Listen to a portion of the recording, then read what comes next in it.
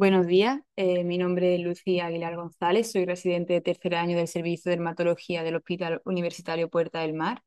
Hoy es 2 de octubre de 2024, hace 20 grados y está soleado y vamos a hablar del manejo de las metástasis cerebrales de melanoma. A modo de introducción, ya sabemos que el melanoma es un tumor que tiene bastante tendencia a metastatizar al cerebro. En diversos artículos pues, recogen factores de riesgo que se asocian con este riesgo de metástasis, que son los que incluyo aquí, aunque no me voy a detener demasiado.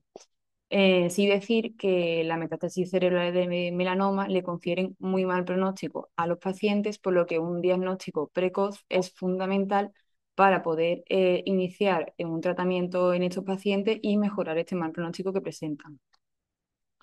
En primer lugar, para el diagnóstico de dichas metástasis, tenemos diversas pruebas complementarias que nos permiten detectar enfermedad a distancia, pero la resonancia magnética con contraste intravenoso es el método de elección para detectar las metástasis cerebrales.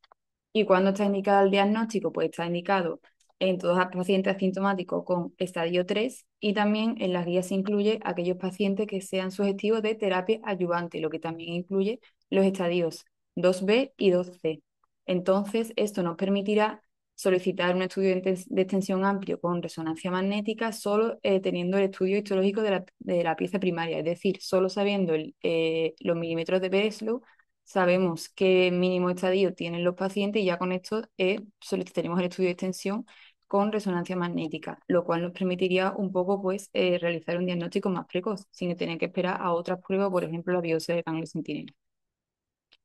Durante el seguimiento, pues igualmente también haremos resonancia magnética en los pacientes que presenten algún síntoma neurológico y los pacientes asintomáticos, pues igualmente los estadios 2B hasta 4 realizaremos resonancia cerebral con contraste cada 3-12 meses según el caso, como recogen en la guía, al menos durante los 2-3 primeros años, aunque siempre individualizando, como ya digo, cada caso.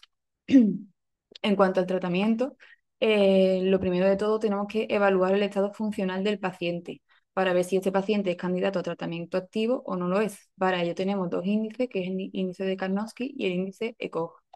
Entonces, ¿cuándo indicaremos tratamiento activo? Cuando el Karnofsky es por encima de 70 y el ECOG es inferior a 2. Esto pues supondría que tendría que ser un paciente que es independiente para sus actividades básicas de la vida diaria, a pesar de que tenga síntomas. Y lo contrario, es decir, un índice peor a esto sería ya un paciente que es más dependiente o que se encuentra mucho tiempo encamado, entonces pues no nos plantearíamos un tratamiento activo. En cuanto a la modalidad de tratamiento, yo he dividido los tratamientos en tres modalidades y normalmente pues, nos basamos en diversos factores para elegir qué tratamiento iniciar en los pacientes. Por ejemplo, el tamaño, el número de localización de las lesiones, si existen síntomas o no, si existe más enfermedad a distancia que sea transcraneal y el contexto clínico del paciente. Por ejemplo, un paciente que se ha diagnosticado de novo, de metástasis o bien un paciente que ha progresado tratamiento. Entonces, tenemos estas tres modalidades de tratamiento que generalmente se combinan entre sí y a pesar de que yo voy a dar unas pautas que son las que se recogen en la guía y en los artículos, siempre tenemos que tener en cuenta que el abordaje de cada paciente debe ser multidisciplinar y hay que individualizar cada caso. Entonces, vamos a ir con los tratamientos. En cuanto al tratamiento local, suele estar indicado cuando hay síntomas y cuando no existe metástasis extracraneales. Entonces, de elección suele ser la radioterapia estereotáctica de fracción única, que se suele indicar cuando hay una lesión única y en caso de que haya varias lesiones, si estas son en número inferior a 5 y menos de 3 centímetros de diámetro. La cirugía está indicada cuando hay lesiones mayores de 3 centímetros de diámetro o cuando estas tienen riesgos de complicaciones, como por ejemplo si se encuentran en la fosa posterior, porque puede obstruir el canal de drenaje del líquido cefalorraquídeo y producir hidrocefalia, si son lesiones hemorrágicas, siempre teniendo en cuenta que deben ser en áreas resecables y que tienen que ir acompañadas de radioterapia de las cavidades que quedan postquirúrgicas para reducir el riesgo de recidiva. La radioterapia holocraneal solo se indica de forma paliativa si es que ya quedan otras opciones, principalmente en carcinomatosis leptomeningia. A tener en cuenta que si el paciente se encuentra en tratamiento con terapia diana, debemos suspender la terapia diana un día antes y un día después de la radioterapia de fracción única, o bien 3 días antes, 3 días después, si en vez de fracción única es fraccionada la radioterapia. En cuanto a tratamiento sistémico, dividiremos a los pacientes entre pacientes asintomáticos y pacientes sintomáticos. En caso de pacientes asintomáticos, de elección del tratamiento será IP3 nivel 1, que se trataría de ipilimumab 3 miligramos kilo más nivolumab 1 miligramo kilo cada 3 semanas durante 4 ciclos, continuado de nivolumab 3 miligramos kilo cada 2 semanas, teniendo en cuenta que la inmunoterapia no se puede dar de forma concomitante con dosis altas de prednisona, ya que disminuiría la efectividad de la misma. Por tanto, se puede dar como máximo de forma concomitante 10 miligramos día de prednisona equivalente, lo que sería igual a 2 miligramos día de sametasona.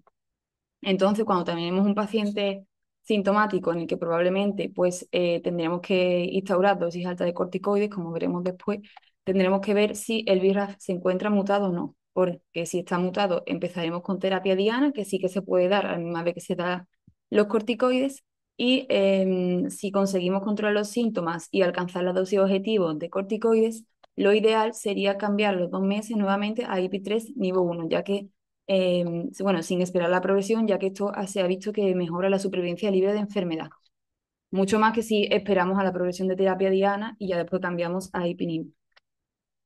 Si resulta por el contrario que el BRAF no se encuentra mutado, pues aquí tendremos más limitación de las opciones terapéuticas, por lo que primero intentaremos establecer un control sintomático lo más rápido posible para así iniciar el tratamiento de elección, que es IP3 nivel 1, aunque tenemos otras opciones un poco menos tóxicas. Aquí recojo también unas tablas de la guía EADO que lo que pone es que la metástasis cerebral se recomienda terapia combinada y la terapia diana en pacientes con virus mutado cuando son sintomáticos. En cuanto al tratamiento sintomático, este tiene el objetivo de reducir el edema cerebral y los síntomas. De elección de corticoides suele ser la desametasona, siempre con la mínima dosis posible para el control sintomático, pudiendo dar 16 miligramos al día como máximo, repartido normalmente 3 tomas, y la dosis objetivo, como dije antes, suelen ser 2 o menos miligramos día de desametasona. Generalmente intentamos descenderlo lo más rápido posible, ya que son pacientes graves que requieren tratamiento para mejorar su pronóstico. Y también tanto la guía NCCN como algunos artículos hablan del bevacizumab en caso de pacientes que tengan mucho edema y que sea refractario a desametasona, ya sea asociado a radionecrosis o no, y este pues se daría de forma off-label. Sin embargo, puede aumentar el riesgo de hemorragia, tanto intracraneal como digestiva, y el riesgo de hipertensión arterial, por lo que no se puede utilizar si hay sangrado tumoral. En caso de convulsiones, el levetiracetam 500 miligramos cada 12 horas sería el tratamiento de elección, recordando que no se da de forma profiláctica, solo si el paciente ha convulsionado o si el paciente tiene una hemorragia intracraneal por sangrado del tumor, ya que estos pacientes sí que presentan mucho riesgo de convulsionar. Y aquí he añadido un último apartado, sobre todo de cara a la guardia de urgencias que hacemos los residentes de dermatología en nuestro hospital, y es que hacernos la pregunta de qué hacemos cuando un paciente con un melanoma estadio avanzado acude con sintomatología neurológica grave. Entonces, en primer lugar, una correcta historia clínica, preguntando los antecedentes y sabiendo en qué contexto clínico se halla el paciente, qué estadio tiene el paciente de melanoma, si el paciente tiene metástasis conocida, desconocida, si se encuentra con tratamiento activo, un poco el contexto clínico.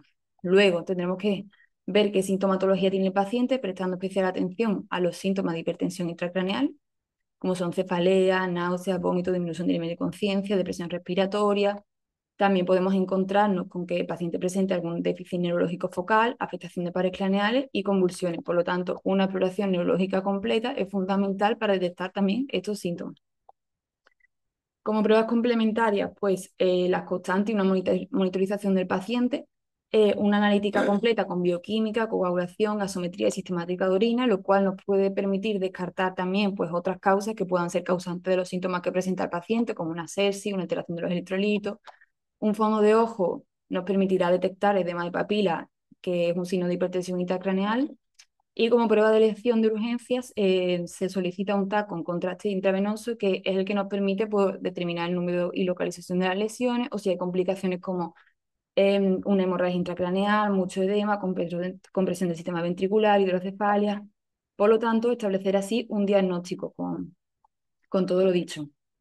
Y por último, también incluye un poco la decisión terapéutica. Es verdad que la he puesto en el último lugar, pero con los signos, síntomas del paciente, si vemos que tiene sintomatología grave o signos de hipertensión intracraneal, podemos iniciarla antes de esperar las pruebas complementarias, que muchas veces en urgencia pues, pueden tardar entre 2 y 3 horas.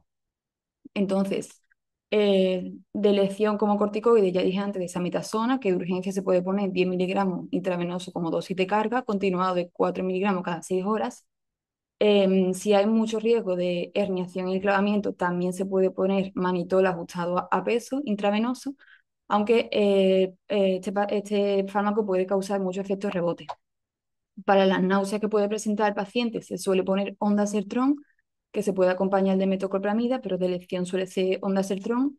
También muy importante el omeprazol, ya que vamos a usar dosis altas de corticoides para prevenir la úlcera péptica. Si convulsiones, como ya sabemos, levetiracetam, que se pondría en este caso intravenoso. Y muy importante en estos pacientes la analgesia, porque pueden presentar cefalea muy fuerte y suele ser bastante resistente al tratamiento, por lo que muchas veces con un primer escalón no será suficiente, ni segundo escalón tendrán que llegar a tercer escalón. Luego pongo aquí también un poco si existen otros síntomas específicos a tratar. Para las complicaciones, pues podemos comunicarlo con neurocirugía, si existe una hemorragia o una hidrocefalia. Y bueno, por último, también tener en cuenta que puede ser una situación de extrema gravedad, en el que el paciente pues, presenta mucho sufrimiento y quizás pues sea necesario sedar al paciente. Incluso pues, se puede tratar de una situación de últimos días de vida, por lo que también podría ser importante los cuidados paliativos. Y nada, muchas gracias.